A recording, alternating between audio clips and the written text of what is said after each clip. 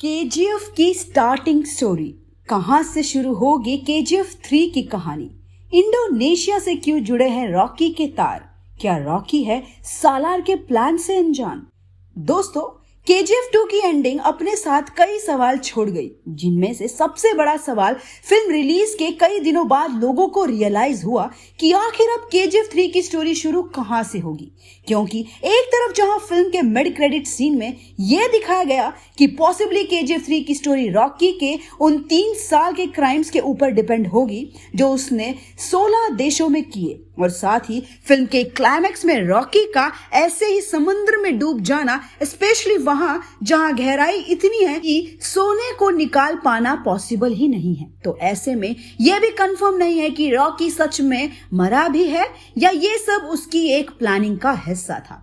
तो इस कंफ्यूजन को दूर करेंगे हम, जिसने सबसे पहले तो हम आपको फिल्म के मिड क्रेडिट सीन को समझाते हैं, जहां आनंद इंगालगी के चैप्टर 3 के ड्राफ्ट और रॉकी की क्राइम फाइल दोनों को एक साथ दिखाकर हमें कंफ्यूज किया गया है। असल में जिस फाइल को रमिका सेन पढ़ने जा रही है, असल में वो रॉकी के क्राइम्स को दिखाती है, लेकिन इसके साथ ही इसमें रॉकी के क्राइम से ज्यादा सालार के क्राइम्स लिखे हैं। और क्योंकि सालार रॉकी के अंडर ही काम करता है, तो ये सारे क्राइम्स इवेंचुअली रॉकी के नाम ही लिख दिए गए।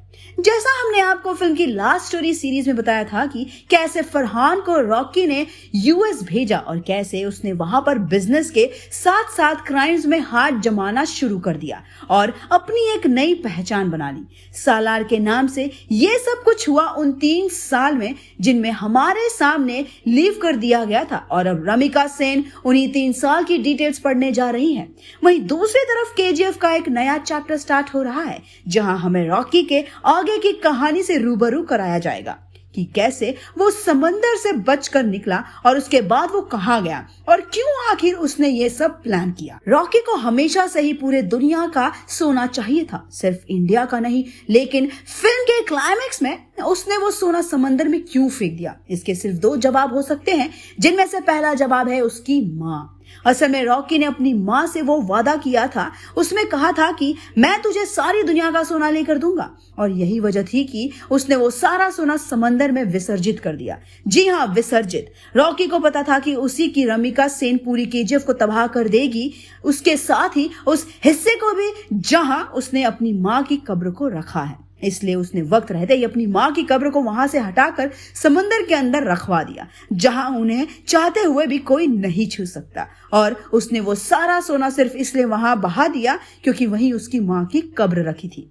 उसने अपने वादे को निभाने के लिए सिर्फ ये काम किया। उसने एक देश भर का सोना अपनी माँ को लाकर दे दिया। वो जानता था ये सोना अगर सबके सामने रहेगा, सबको लालच रहेगा और बाकी उस सोने का कोई मोल नहीं। और बात रही वो समंदर से कैसे बच निकला और कैसे उसकी माँ की कब्र समंदर के अंदर पहुंची, तो इन सब सवालों के जवाब भी आपको हम बहुत जल्द दे देंगे। बस अभी थोड़ा सा वेट कीजिए, क्योंकि हम मिलेंगे आपसे अगले वीडियो में रॉकी के पूरे एस्केप प्लान को लेकर।